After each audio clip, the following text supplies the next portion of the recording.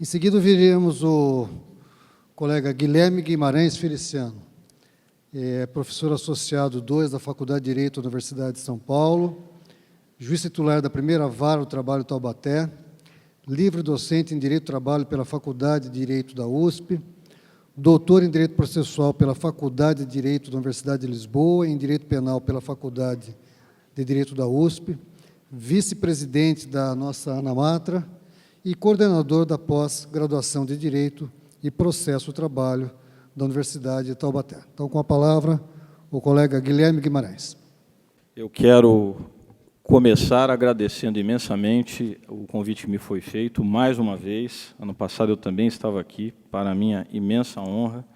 Agradecer, evidentemente, ao presidente da mesa, ao desembargador Samuel, mas também ao presidente Lorival, nosso querido presidente do TRT-15, e também ao diretor Francisco Giordani, da Escola Judicial, que igualmente me honrou com este convite.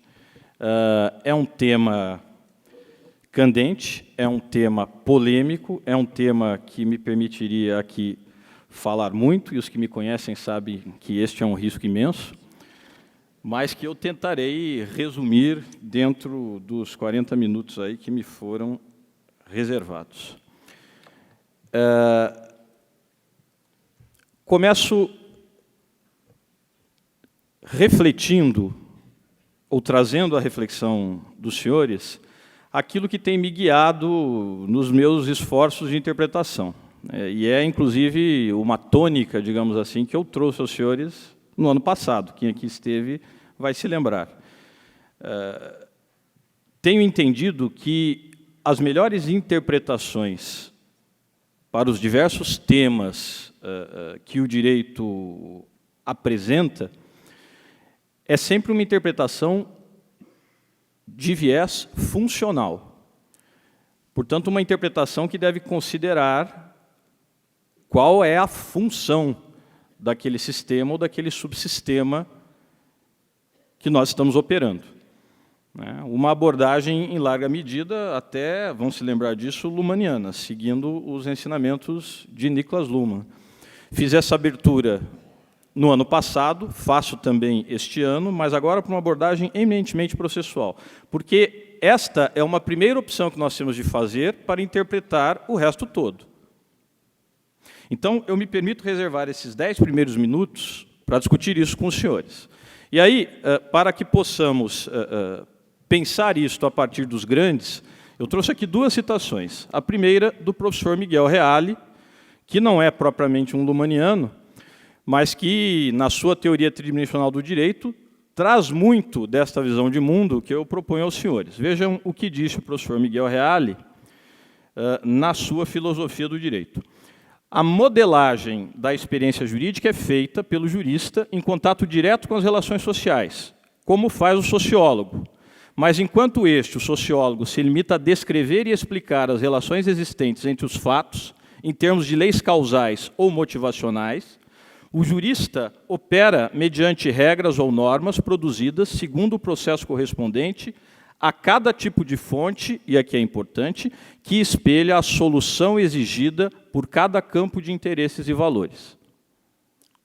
A resposta do jurista, portanto, e a modelagem que ele incorpora ao seu pensamento deve considerar a solução exigida para o campo de interesses em que ele atua. E aqui eu faço, de logo, a conexão com o professor Niklas Luhmann e a sua abordagem funcionalista. Ao pensar os sistemas, e esta foi toda a sua construção no campo da sociologia do direito, pensar as realidades que nós encontramos no nosso dia a dia, na perspectiva de sistemas. Então, sistema econômico, sistema jurídico, sistema cultural, sistema social e por aí vai. Diz o professor Luhmann, os sistemas sociais que no mundo querem existir devem revelar uma complexidade própria ainda considerável para poderem se manter. Os sistemas se definem, então, pelas suas complexidades. Devem consistir de estruturas que conseguem satisfazer existências contraditórias, que possibilitam uma forte diferenciação interna e, ao mesmo tempo, aqui o que é importante, permitem ao sistema, graças a uma elevada indeterminação, aceitar muitos estados diferentes. Ou seja, o sistema, e aqui não é Luhmann, é Canaris, é aberto e móvel, de modo que ele deve se adaptar, agora essa expressão é luhmanniana, às contingências do seu ambiente. E conforme se perceba que o sistema esteja inadequado àquelas contingências, ele deve se adaptar a elas, porque ele deve atender ao seu campo de interesses. A isso Luhmann chamava de autopoiese, ou característica autopoética dos sistemas. Eles se renovam a partir dessas contingências exteriores que eles, em princípio, não conseguem resolver, mas assim eles avançam. Daí, a grande sacada, me permitam esta expressão, do Luhmann. A completude do sistema se dá exatamente em função da sua incompletude. Ele consegue ser mais completo a partir do momento em que a teoria admite que ele não abrange todas as contingências. Aí os senhores podem estar pensando, sim, e o que isto tem a ver com tutela de evidência? Tem a ver que nós estamos pensando em um subsistema. Dentro do sistema jurídico, estamos pensando no subsistema processual. Se quisermos ir além, no subsistema processual laboral. Mas dentro dessa proposta que eu lhes faço, a primeira pergunta que nós devemos fazer é: para que serve esse sistema? Qual é a sua função? E aí, meus caros, aqui é opção. Aqui é visão de mundo. Nós aprendemos nos bancos das faculdades, e eu também, a célebre definição chiovendiana, né, de Giuseppe Chiovenda, jurisdição como uma função do Estado destinada à dicção da vontade concreta da lei. O que me permitam, isto penso ter dito também o ano passado, é, para dizer o mínimo, uma ficção, para dizer o máximo, uma falácia. O que é a vontade concreta da lei? É a vontade mediana dos legisladores? É o que está na exposição de motivos? Não é? Para falar em um tema que nos é espinhoso, e foi aqui mencionado pelo desembargador José Otávio, o orçamento da Justiça do Trabalho foi cortado pela Lei Orçamentária Anual de 2016, a partir de um voto que dizia que esta restrição orçamentária era necessária porque a Justiça do Trabalho não era exatamente a solução das lides trabalhistas, mas a causa delas. Ou seja, como é uma justiça protetiva, estimula os trabalhadores a ingressarem com reclamações, de modo que a solução para a alta litigiosidade trabalhista é reduzir a Justiça do Trabalho. Vejam que coisa genial. Merecia o Oscar. Isto é a vontade concreta da lei? Então, evidentemente que a concepção liberal que vem de Chiovenda, a rigor não nos diz nada, com todo respeito ao mestre italiano. Portanto, eu me filio a escolas mais contemporâneas, aqui com Proto Pisani, com Ovidio Batista, e mais recentemente com o professor Guilherme Marinoni, da Federal do Paraná, que reconhece na função jurisdicional uma função de tutela de pretensões materiais. A jurisdição não existe para dizer a vontade concreta da lei, ela existe para tutelar pretensões materiais. E se o que está em jogo são direitos fundamentais, e no nosso caso, Justiça do Trabalho, são essencialmente direitos sociais fundamentais, direitos de segunda dimensão, se quiserem, mas não apenas eles, de primeira, de segunda, de terceira e de quarta, se é isto que está em jogo, então ainda maior é a dimensão desta função de tutela. A jurisdição existe para isto. Portanto, todo raciocínio hermenêutico deve se encaminhar para esta funcionalidade. Isso nos leva a um segundo ponto. Eu tenho de reconhecer, então, que efetividade da jurisdição não é só um predicamento possível, é da essência da própria função. De modo que compreender o due process of law, compreender o devido processo legal, significa necessariamente compreender o processo como um instrumento de acesso à ordem jurídica justa, e não de acesso a qualquer ordem jurídica. Pacificação social é uma dimensão importante, mas não é o principal foco. Efetividade de tutela como uma dimensão indissociável do devido processo legal, tanto na sua dimensão, tanto no seu aspecto substantivo, como no seu aspecto procedural ou procedimental. E é claro, para completarmos esta ideia, a ideia de que o processo, no contexto da jurisdição, funciona como um palco público de contraposição de argumentos. A mesma função que Habermas reconhece para os parlamentos nesta construção democrática da norma, a meu ver, o processo representa no microcosmo dos litígios que são levados ao judiciário. E daí a importância nuclear do contraditório. O processo também constrói o direito como fenômeno de comunicação. Dito isto, meus caros, vejam o que diz o próprio Marinoni, que tem esta visão. Aí vou lá direto para o final, vejam lá. As novas técnicas processuais, partindo do pressuposto de que o direito de ação não pode ficar na dependência de técnicas processuais ditadas de maneira uniforme para todos os casos, ou para alguns casos específicos, incorporam normas abertas. Isto é, normas voltadas para a realidade, deixando claro que a ação pode ser construída conforme as necessidades do caso conflitivo. Isso os senhores veem, e vão ver agora, claramente no caso do artigo 311 do novo CPC e da tutela de evidência.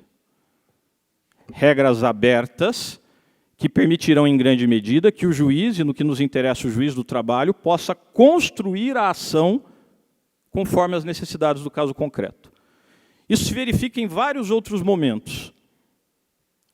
A questão do ônus da prova e da sua distribuição dinâmica, a questão da própria possibilidade de julgar por capítulos e, portanto, de julgamentos parciais de mérito, em todos estes aspectos, o Código revela esta preocupação de que o juiz tenha instrumentos para construir o direito de ação conforme as necessidades do caso concreto. O que nos leva à grande questão, já tratando da tutela de evidência. Sistemas podem não funcionar? Aí eu trago esta tela, que já deve ter sido algo a horrorizar os senhores, como me horrorizou pela primeira vez. Essa é do Firefox, não é? Well, this is embarrassing. Bem, isto é constrangedor. Eu tenho um amigo, advogado criminalista de São Paulo, que uma vez nós estávamos fazendo algum trabalho juntos, acho que era um artigo, e aí surgiu isso numa pesquisa e ele me disse o seguinte: eu nunca mais esqueci, mas isso não é embaraçoso, isso é um crime contra o consumidor, embaraçoso é gonorreia. Ele tem razão, né? Isto não é embaraçoso, isto é pior do que isto. Isto, a rigor, significa que o sistema não funcionou. Isto pode acontecer no direito? Então, se os senhores imaginarem que o subsistema processual, construído como está, nos leve a um momento tal em que o juiz diga: olha, realmente tudo aqui indica que o senhor tem este direito, mas infelizmente eu não posso fazer nada a respeito.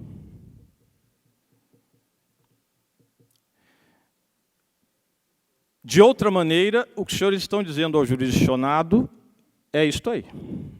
Bem, isso é embaraçoso, mas você vai embora com uma mão na frente e a outra atrás. Vejam que eu não estou dizendo aqui que o trabalhador deve ganhar a qualquer custo. Obviamente que não.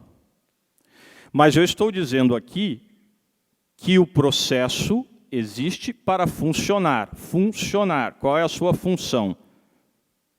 Tutela de pretensões materiais. Não por outra razão, o novo Código faz uma clara opção pelas decisões de mérito.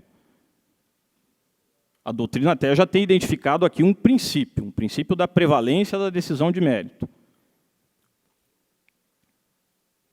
Exatamente por isso. Pois não.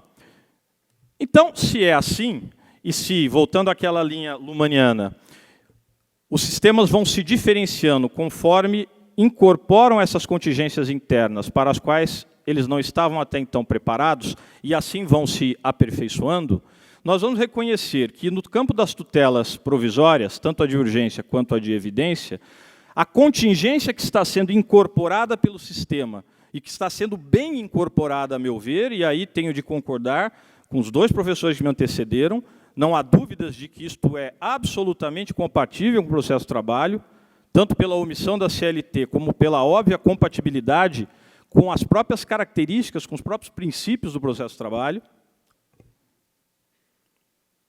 A partir do reconhecimento desta compatibilidade, nós vamos perceber a evolução do subsistema no sentido de incorporar soluções apropriadas para esta contingência, tempo.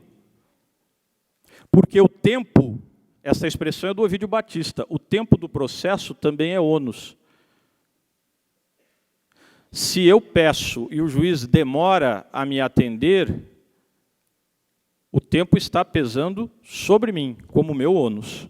Então, a ideia das tutelas de urgência, e volto a dizer, isto serve inclusive para as tutelas provisórias, e volto a dizer, isto serve inclusive para a tutela de evidência, é inverter os efeitos deletérios da mora processual e fazer com que pese sobre aquele contra quem há a aparência do bom direito ou sobre aquele contra quem há a evidência do bom direito, para que sobre ele pese o ônus do tempo.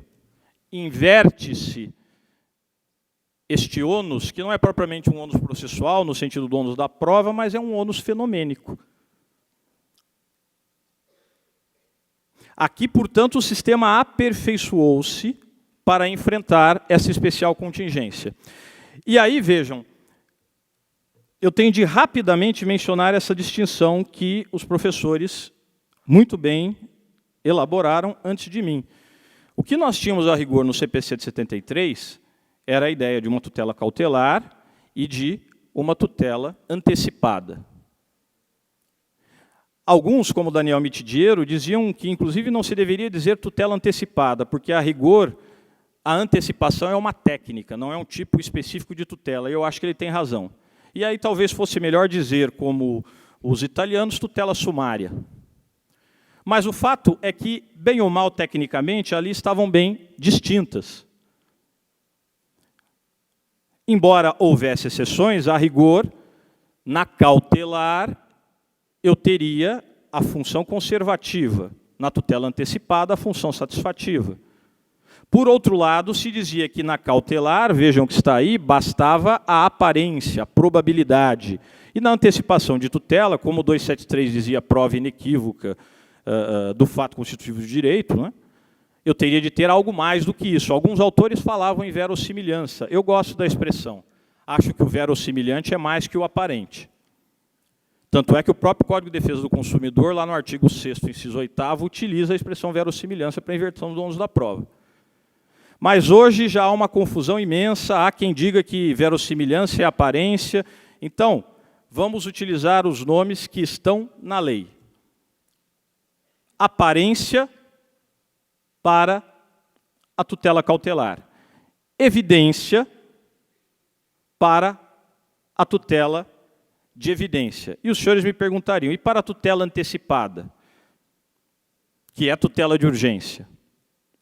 Eu entendo, como disse o professor Yarschel, que ainda faz sentido pensar em uma gradação. Então, a rigor, nós teríamos que trabalhar hoje com 3 gradações. Uma mera probabilidade para a tutela de urgência cautelar, seja antecipada ou incidental. Algo além disto, talvez uma probabilidade qualificada para uma tutela provisória antecipada, seja antecedente ou incidental. E, efetivamente, uma situação de evidência para a tutela de evidência. Em todos estes casos, eu tenho cognição sumária. E na ponta da sequência, aí sim, quando eu tenho uma cognição exauriente, eu posso falar em certeza num sentido processual. Agora, me permitam, rapidamente, uma crítica. Teria sido melhor, talvez, do alto da minha ingenuidade, vou me permitir dizer isto, que o novo Código de Processo Civil tivesse simplesmente dito tutela de urgência, tutela provisória, tutela de evidência, ok, vamos falar dela, e tutela de urgência satisfativa e não satisfativa. Satisfativa e conservativa. Acho que teria sido mais simples do que trazer para dentro da tutela de urgência tanto a tutela antecipada como a tutela cautelar. Porque, sob o Código de 73, vejam que a tutela antecipada continha parte do que hoje está na tutela provisória antecipada e parte do que hoje está na tutela de evidência, que é o caso do abuso do direito de defesa. Então, para evitar esta excessiva complexificação, acho que seria melhor uma opção apenas pela identificação do tipo de provimento que se obtém, se é satisfativo ou não. Mas não foi o caminho do Código e teremos essa dificuldade, digamos, técnica de ficar melhorando os conceitos. E o que seria, afinal de contas, essa tutela de evidência? Eu trago aqui um excerto do ministro Luiz Fux, que foi um dos grandes entusiastas desta modificação do Código. E aí eu já antecipo aos senhores, a rigor, o que nós temos no Código é isto? Não. O Código, e eu acho que aí até de modo inteligente, ele preferiu trabalhar com uma descrição das evidências que são relevantes como tais para a tutela de evidência. Então não é tudo que o juiz acha que é evidente. Não é tudo que o juiz acha que é verossimilhante. É apenas aquilo que está no artigo 311. Limita-se, assim, a possibilidade que o juiz defira uma tutela de evidência apenas por entender que aquele caso envolve evidência, independentemente de periculum in mora. E aí, meus caros, também já antecipo isto, que na verdade já foi dito. Qual acaba sendo, portanto, a diferença fundamental da tutela de evidência para a tutela de urgência? O perigo. O perigo de dano, seja ao próprio interesse material, seja ao processo, por assim dizer. No caso da tutela de evidência, este elemento, e aí a lei é expressa nesse sentido, esse elemento não entra mais em consideração. No sistema anterior, isto acontecia apenas na hipótese do 273(2) do CPC, abuso de direito de defesa. Agora nós temos várias outras hipóteses. De modo que, vejam, nós podemos ter uma situação de verossimilhança do direito, vamos utilizar essa expressão, que envolva também perigo. E aí nós vamos estar necessariamente em tutela de urgência, provavelmente antecipada. E nós podemos ter uma situação em que não há este perigo. E aí nós estaremos na tutela de evidência. Mas vejam como a ideia geral, a ideia doutrinária de tutela de evidência era bem mais ampla do que aquela que está no atual 311. Diz o ministro Luiz Fux, direito ou pretensão evidente é aquele demonstrável prima facie, através de prova documental, que o consubstancie líquido e certo. Essa hipótese está no 311, mas continua.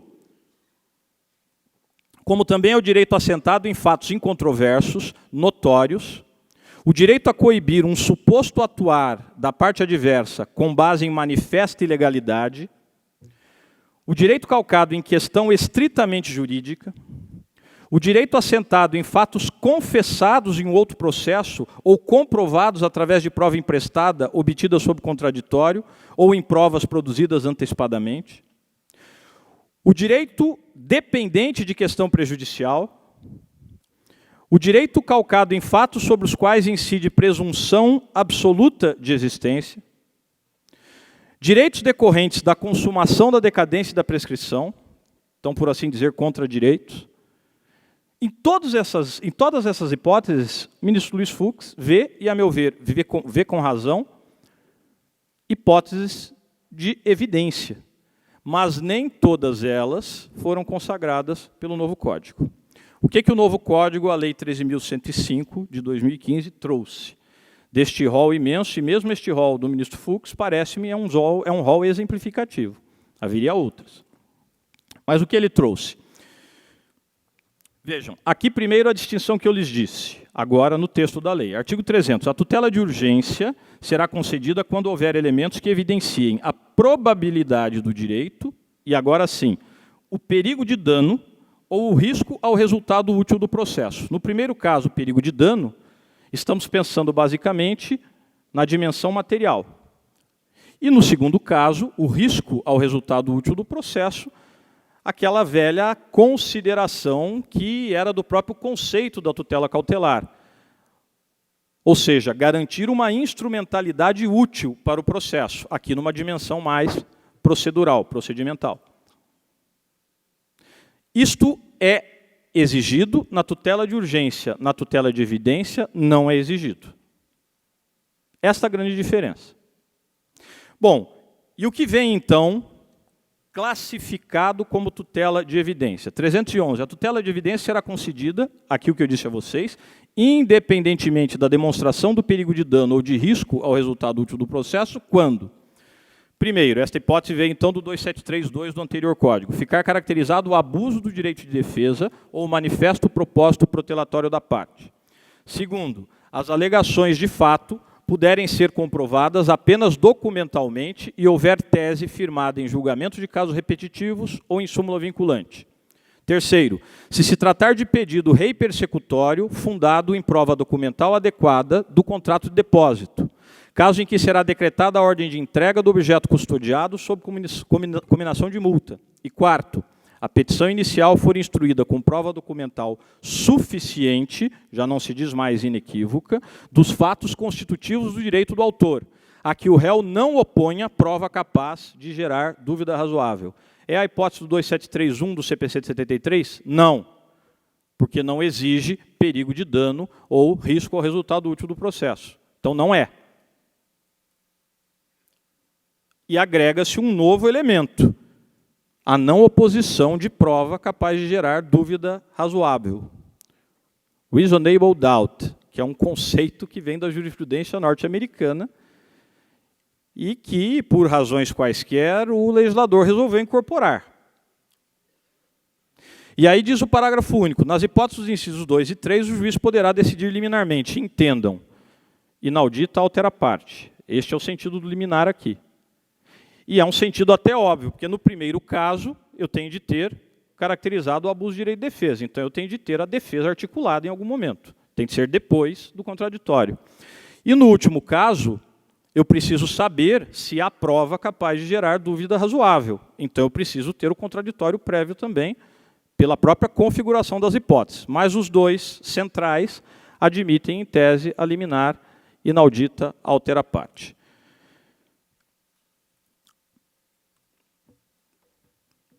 Isto tudo cabe no processo do trabalho? Os senhores vão encontrar respostas e respostas, a depender do autor. Eu vou antecipar aqui o que eu penso. Todas as hipóteses podem caber no processo de trabalho. Todas. É só ser um pouquinho criativo. Vamos ver? Então agora eu vou tentar demonstrar os possíveis cabimentos disso no processo do trabalho. Aquela primeira hipótese do abuso do direito de defesa, que exige, então, obviamente, contraditório prévio. Essa já se entendia mesmo caber no processo do trabalho em face do 2732 do Código Buzaide. Para dar um exemplo do abuso do direito de defesa, a reclamada é instada a pagar horas extras a partir dos próprios cartões de ponto. Os cartões de ponto que ela própria produziu, cujas cópias o trabalhador tinha. Ou ele próprio na petição inicial, isto é comum na minha jurisdição, e diz, olha, eu requeiro as horas extras como configuradas nos cartões de ponto da empresa. A empresa vem e diz, eu não reconheço esses cartões de ponto. Esses horários não eram verdadeiros. E aí quer produzir prova. e às vezes já tive um caso como esse, nem testemunhas traz, quer produzir provas por precatória, de que o documento que ela própria produzia era um documento falso. Meus caros, isto é sempre abusivo?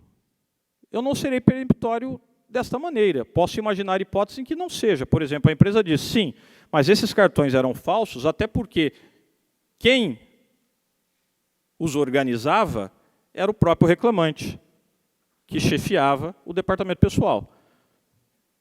E aí, então, a empresa está dizendo, ele os adulterou em benefício próprio. Ok, isso é uma coisa. Mas simplesmente negar, olha, realmente esses documentos são meus, mas tudo isso que está aí é falso. Eu vou provar outros horários. Tangencia o abuso. Outros exemplos.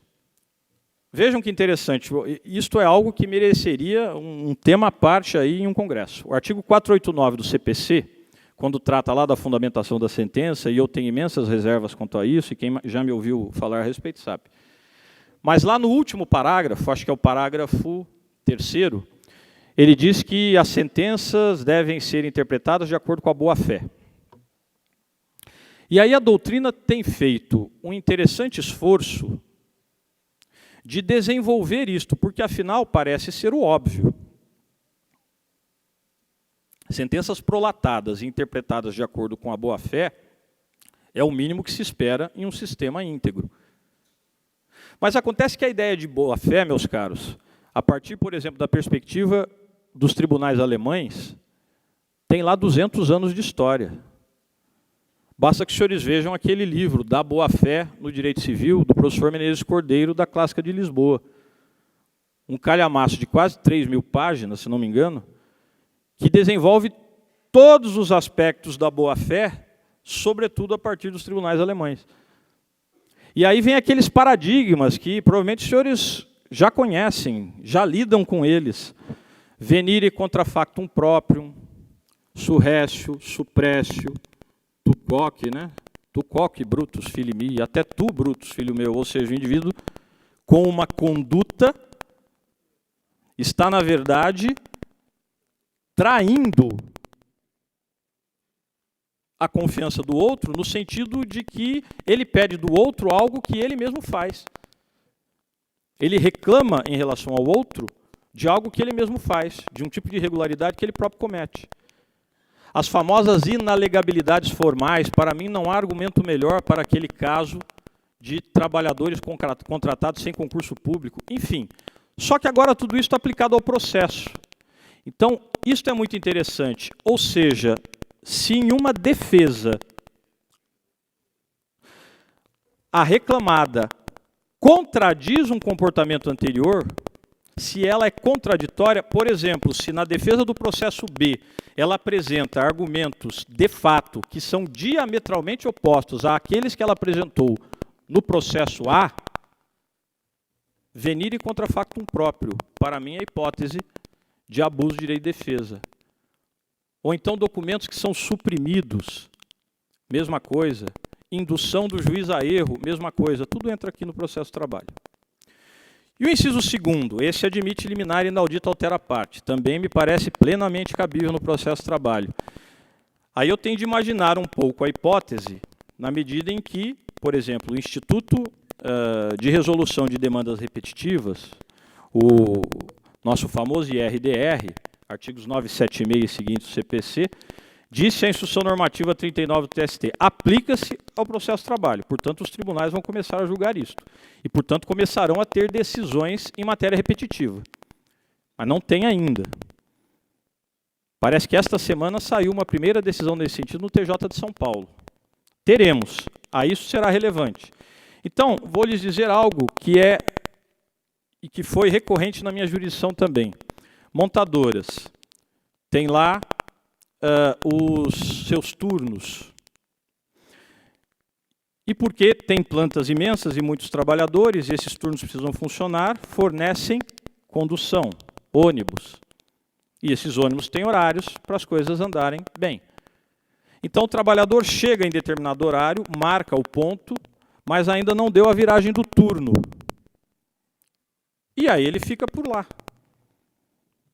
E aí a discussão que muitas vezes a montadora quer travar no campo da prova é o que ele estava fazendo. Se ele estava tomando café, se ele estava jogando xadrez, ou se ele estava vestindo o uniforme, ou se ele estava buscando os EPIs. Agora, percebam, meu entendimento, essa é uma discussão um pouco torta. E se ele estava vestindo o uniforme e tomando café ao mesmo tempo? E aí? E se metade do tempo ele tomou café e metade do tempo ele vestiu o uniforme? E se vestindo o uniforme ele bebeu café, mas manchou o uniforme e teve que limpar? E aí eu vou começar a instruir isso aí. Que é uma instrução absolutamente aleatória, né? Ou as testemunhas vão dizer, não, 42 segundos ele utilizou para vestir o uniforme, o resto era café. Meus caros, a meu ver, é tempo à disposição. É tempo à disposição, artigo 4º da CLT. Eu nem entraria neste mérito. Mas agora, vejam que agora, então, da maneira como eu vejo, a questão é de direito. Imagine que essa questão chegue ao TRT-15 em RDR e o TRT-15 diga questão de direito, porque o IRDR no Brasil, na Alemanha não, mas no Brasil só se admite em caso de questão jurídica, e diga, tempo à disposição, artigo 4º. E aí imagine então que diante desta decisão do TRT-15, e a despeito disso, a montadora venha e diga, não, ele estava tomando café. Me parece que é exatamente esta hipótese. Eu tenho os cartões de ponto com os horários que ele fez e as horas extras que ele quer. Há uma incontrovérsia quanto ao fato que ele passou na catraca eletrônica naquele horário.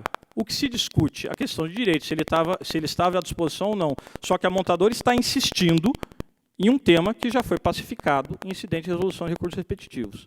Acabou. Hipótese do inciso 2º, 311, no processo de trabalho. Ah, mas e antes disso? Eu dou aqui um outro exemplo, súmula vinculante número 4.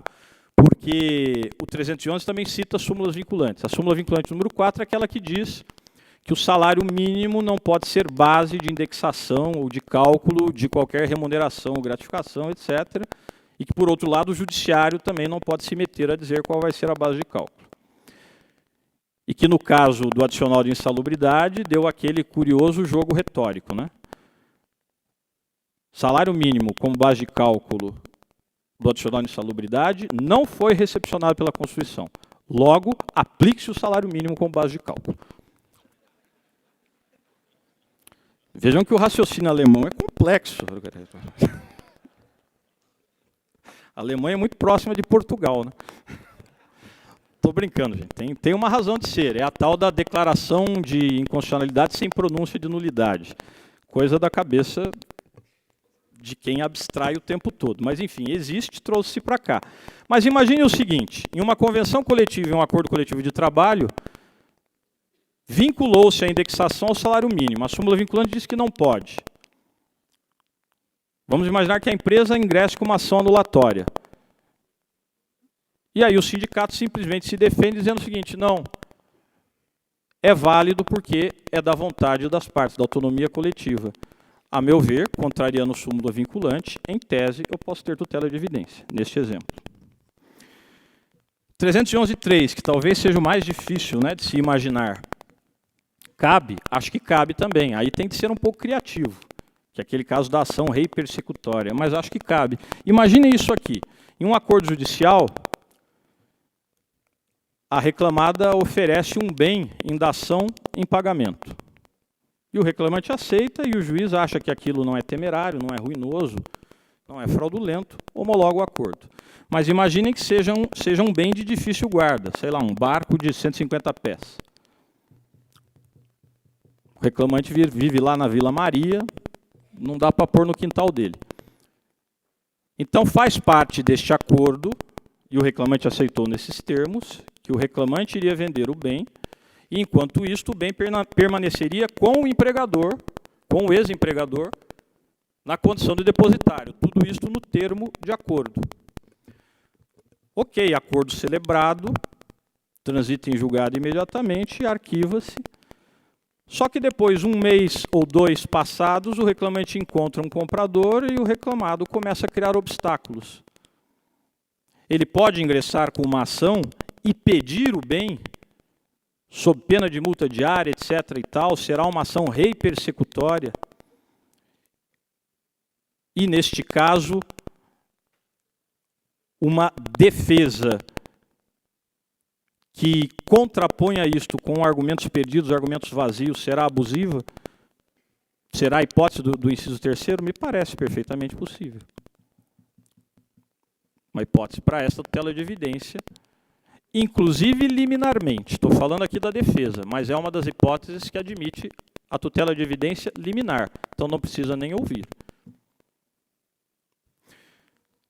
Inciso 4º, que para mim é o mais rico para o processo do trabalho, embora tenha surgido aí uma dificuldade, digamos, mas também cabível.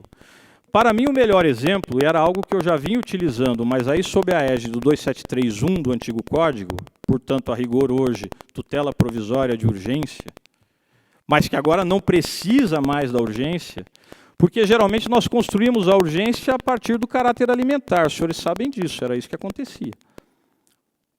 Agora não há mais necessidade neste caso. Mas qual é a hipótese a que eu me refiro? Verbas rescisórias que não foram pagas. Mas isto aconteceu comigo várias vezes, inclusive em relação a uma empresa aí de prestação de serviço de vigilância que entrou em recuperação judicial, depois faliu e prestava serviços para vários bancos gigantescos do nosso mercado financeiro. O trabalhador vem com o próprio termo de rescisão, dizendo quais são os valores devidos, e diz, não recebi. As reclamadas vêm e não contestam, dizem, de fato, foi demitido sem justa causa, não há dúvida nenhuma quanto ao valor, mas aí, neste caso específico, daqui a pouco eu chego nele, a coisa funcionava assim. A empregadora, a empresa de prestação de serviço de vigilância, dizia, olha, eu estou em recuperação judicial, não tenho condição de pagar. E, ademais, qualquer decisão aqui quanto a pagamentos teria que passar pelo administrador judicial, de modo que eu não tenho como firmar acordo. E aí vinha o banco e dizia, mas eu também não vou pagar, porque a minha responsabilidade é subsidiária. Sim, mas ele está dizendo que não pode pagar. Ué, daí é problema de Vossa Excelência com ele. Vossa Excelência faça tudo o que tem de fazer. Depois que finalmente descobrir que realmente não há como executar, me procure. Empresa falida, em recuperação judicial, é evidente que o juiz não vai conseguir obter satisfação imediata daquilo. Vejam que em situações como esta, eu exatamente tenho a possibilidade de aplicação. Agora, independentemente de veículo in mora, ou de dano material, ou de risco à utilidade do processo, independentemente de qualquer coisa desta, eu posso conceder a tutela de evidência. Vejam aqui outros exemplos, independentemente da questão da terceirização. Mesma coisa, TRST, valores devidos, não se nega que aquilo é devido, não se nega que aquele é o valor. Então, até liquidez tem. A empresa argumenta que não pode pagar. Tudo bem, eu só não posso pagar. Devo, não nego, pago quando puder. Aí, meus caros, acho até que podemos ir além. Vamos para o artigo 311 e prolatamos o julgamento antecipado da lide, em um caso como este. Um outro exemplo. Argumenta factum principis, isso eu já vi também. Por quê? Porque o país enfrenta dificuldades financeiras. Então, é o fato do príncipe. O presidente administrou mal o país, de modo que eu não pago as minhas dívidas. Mesma situação. Outro exemplo aqui.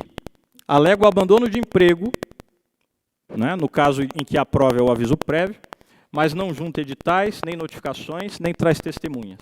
Ou ainda, alega qualquer justa causa durante o período do aviso prévio, mas não traz testemunhas e nem evidências quaisquer. Ou ainda, alega quitação, não, eu paguei essa verba rescisória, mas não traz prova documental. Em todas essas hipóteses, parece-me, estamos no 311.4. Vejam que, digamos, a solução para a reclamada nessas situações é ter uma prova que traga dúvida razoável. E aí, aquilo que eu dizia a vocês, o legislador trouxe para o direito brasileiro a ideia da reasonable doubt, que foi construída no direito norte-americano lá entre os anos de 1770 e 1780, a partir de um juiz norte-americano, que era o John Adams, da Suprema Corte, obviamente, e que tratou, neste caso, especificamente do caso do massacre de Boston. E aí o que ele discutia era qual era a dúvida que os jurados deveriam ter para absolver os réus, matéria criminal. Depois, isto passa a ser construído na doutrina e na jurisprudência americana a partir da 5ª emenda e da 14ª emenda, que trata basicamente das liberdades públicas e dos direitos fundamentais. E hoje, o caso que mais se cita é este aí de 1970, o Winship, que é exatamente a construção jurisprudencial mais recente do que seja a dúvida razoável. O professor Michele Tarufo, da Itália, que analisa bem esta questão, diz, eu vou resumir o que está aí, basicamente o seguinte, nos processos em geral, e especialmente os processos cíveis, vale a ideia da preponderance of evidence, ou seja, basta ver o que prepondera. O que é mais provável? Qual é, entre as hipóteses enunciadas pelas partes, aquela que, com base nas provas, possui um grau de confirmação lógica superior às outras? É isso, uma escolha. O que está aqui mais provavelmente provado? E basicamente isto. A expressão que o Michele Tarufo usa é esta, do italiano più probabile, que esta hipótese é mais provável que aquela. Pronto. Mas em matéria criminal, como que está em jogo é a liberdade de ir e vir, etc., a própria vida, a depender do Estado, evoluiu-se para dizer aqui não. Aqui, para haver a condenação, os jurados não podem ter dúvida razoável. Então é a ideia aqui, proof beyond of any reasonable doubt, uma prova que está além de qualquer dúvida razoável. Se houver dúvida razoável, absolve-se. Então não se faz sopesamento do que é mais ou menos provável, se pergunta, há dúvida razoável? Então isso nos leva a isso aqui, chegando aqui ao fim. Aqui eu trouxe até um outro exemplo, Miles versus USA, que era um caso de bigamia no estado de Utah, que é um estado muito religioso. E também se construiu a ideia a partir disso. Ou seja, embora se pudesse até dizer que as provas no sentido da bigamia eram mais fortes, as provas no sentido de que não houve a bigamia geravam uma dúvida razoável. Geravam, e aqui já faço a tradução, uma certeza moral, não é uma certeza científica absoluta, mas uma certeza moral de que a outra versão é credível. Crível. Então, no final das contas, são essas construções que vêm a rigor para o direito brasileiro, tentando traduzir, e vejam que lá a ideia de dúvida razoável é para processo penal. Mas nós trazemos isto aqui, e então o que se imagina é que uma prova, e aí especialmente provas documentais, que tragam para o espírito do julgador esta convicção insistente, permanente, de que aquela versão é crível, de que não é só um argumento, de que pode ser verdade, neste caso, o juiz não pronuncia, não confere a tutela de evidência. Mas ele precisa disto, não é qualquer dúvida, é uma dúvida razoável. Aqui, meus caros, naquela hipótese, e aí já me encaminho para o final, naquela hipótese da terceirização que eu mencionei, nós chegamos a aprovar até no 15º Congresso Nacional dos Magistrados do Trabalho, que foi em 2010 em Brasília, uma tese, na época, sob a regência do 2731 do CPC.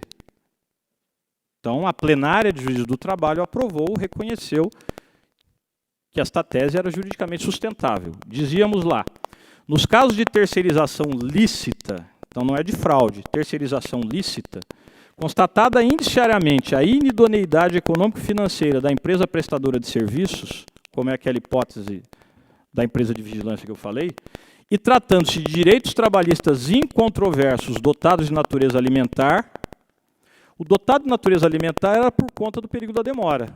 Agora, sob a tutela de evidência, acho até prescindível. Direitos trabalhistas incontroversos. É dado ao juiz do trabalho, mercê do princípio da proporcionalidade, antecipar de ofício os efeitos da tutela de mérito em face da prestadora e da tomadora, determinando em audiência a pronta quitação daqueles direitos sob pena de multa e constrição patrimonial imediata. É o que eu fiz com os bancos. Item segundo, dada a natureza dos títulos e o teor do então artigo 475-O3 e parágrafo 2º do CPC, uma vez arrecadado o valor, ele pode ser imediatamente liberado ao hipossuficiente econômico até o limite de 60 salários mínimos, independentemente de caução e antes mesmo da prolação da sentença de mérito. Foi o que eu fiz. No início, os bancos utilizaram tudo o que os senhores podem imaginar. Mandado de segurança, ação cautelar, depois o recurso ordinário, correição parcial. Só faltou habeas corpus. E o tribunal, na maioria das vezes, o Tribunal da 15ª Região manteve as minhas decisões, neste particular. Porque, vejam, é exatamente aquela situação. Nós temos uma condição já conformada quanto à certeza ou à quase certeza do direito, e nós não temos nada em contrapartida que gere uma dúvida razoável no sentido que não seja devido, neste caso, pelo tomador. Eu tratava àquela altura como tutela de urgência antecipada. Por quê? Porque não tínhamos esta hipótese da tutela de evidência. Agora evoluímos. É a tutela de evidência pura. Ou pela protelação, 311.1, ou pela prova documental bastante, 311.4 do novo CPC. E aí, permitam-me, mas de ofício, o desembargador José Otávio até trabalhou essa ideia e disse, olha, há uma divergência, como de fato há, entre o professor Daniel Mitidiero e a maioria dos autores, o professor Mitidiero dizendo, mas pelo princípio da cooperação, o juiz pode perguntar à parte. Vejam que alguns juízes do trabalho já faziam isso, então não há novidade. Eu até utilizava isto como piada. Porque chega lá aquela petição inicial de reclamação trabalhista, pedindo as verbas rescisórias, natureza alimentar. A empresa não discute nada. Ela só diz, não posso pagar. Mas é isso mesmo, demissão sem justa causa, o valor é esse e tal. E aí o juiz fica lá, sabe, vamos imaginar que a empresa tem patrimônio para pagar, que ele poderia imediatamente determinar uma constrição e já uma liberação, afinal aquele direito deveria ter sido pago no 10º dia útil depois da extinção do contrato. Fica olhando para a cara do advogado, e o advogado olhando para a cara dele. Aí ele diz assim, doutor, o senhor está vendo que o senhor não acha que é o caso do senhor pedir uma tutela antecipada? Aí o advogado olha bem para a cara dele e fala assim, hã? Aí o juiz registra, requereu a tutela antecipada. Não dá, né? Então, eu prefiro ser mais direto. Esta é uma grande questão que está sendo hoje debatida. Se cabe ou não cabe a tutela de ofício, a tutela de evidência de ofício. Eu digo aos senhores, cabe. A depender das circunstâncias, juízos de ponderação que o juiz fará para o caso contrário, cabe. Tutela de evidência de ofício, sem pedido. A cooperação se resolve nisto, e não em uma pergunta que muitas vezes não será atendida, e aí o juiz vai ficar mais frustrado ainda. E agora, meus caros, só para falar aqui de alguns enunciados. Consigo? Não consigo. Então, só anotem esses enunciados, que são enunciados importantes, que já nos dão nortes com relação à tutela de evidência no processo de trabalho. Primeiro, do Fórum Permanente de Processualistas Civis, o enunciado 34, foi até citado pelo professor Yarchel, que considera abusiva a defesa da administração quando ela contraria entendimento coincidente com a sua orientação administrativa vinculante.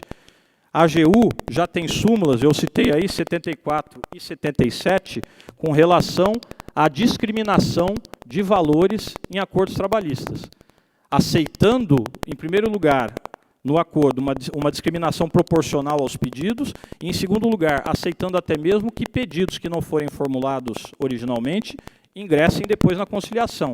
Se em embargos ela traz argumentações contrárias a esta, sem especificar distinguishing, diferenciação ou overruling, superação, cabe tutela de evidência. O 35, quanto ao fato de que, vejam, é importantíssimo, só vou registrar, mas vejam o que estão dizendo os civilistas. As vedações à concessão de tutela antecipada contra a fazenda pública limitam-se às tutelas de urgência. Portanto, aquelas restrições da Lei 9494, da Lei 8437, as tutelas satisfativas contra a Fazenda, estão dizendo os processualistas civis, não se aplicam à tutela de evidência. Vejam que gancho importante, senhores advogados de reclamantes contra a Fazenda Pública. Enunciado 217, sobre apelação contra a capítula de sentença e a possibilidade de suspensão automática no recurso. Não há lá, como não há aqui. 422, no sentido de que a tutela de evidência é compatível com os procedimentos especiais, como é o caso, neste contexto, dos próprios embargos de execução. E olha aqui, 423, cabe tutela de evidência recursal, importantíssimo também. Para concluir, antes que o alçapão sobre os meus pés se abra, vejam só, que frase bacana, eu mesmo que inventei. Ousar com segurança é uma arte. O que eu estou propondo aqui, nessa conversa que inicia-se lá com Miguel Reale e Nicolas Luhmann e termina aqui com Pablo Neruda, é isto. Porque é sempre mais fácil reproduzir o antigo sob o verniz do novo. Pegar tutela de urgência, tutela de evidência e dizer, ah não, vamos ver como é que era. Mudou. E se mudou, tem de mudar no sentido da funcionalidade do sistema, e não contra esta funcionalidade. E aí, meus caros, o Pablo Neruda, ele tem uma série de poemas mais recentes, foram descobertos em manuscritos, esse aqui até dificilmente os senhores vão encontrar em português. Mas eu vou tentar fazer rapidamente uma tradução, porque tem tudo a ver aqui, olha. Eu cavalguei uma gota de chuva. Eu cavalguei uma gota de água. Mas eu era, então, tão pequeno que me resvalei na terra e se me perdeu a montaria. Entre ferraduras, raízes, está ocupado o homem agora. E ele não vê o bosque profundo e já não investiga na folhagem e nem lhe caem folhas do céu. O homem está ocupado agora, ocupado em cavar sua tumba. Neruda fala aqui desta preocupação do ser humano com coisas que ele próprio criou, problemas e dificuldades que ele próprio engendrou para si, e o esquecimento das coisas importantes. Tratar de tutela de evidência e da tutela de urgência em geral é isto, é perceber a possibilidade do novo. E aí eu conclamo, senhores, vamos montar a nossa gota de chuva e fazer uma tempestade nos juízos do país. Muito obrigado.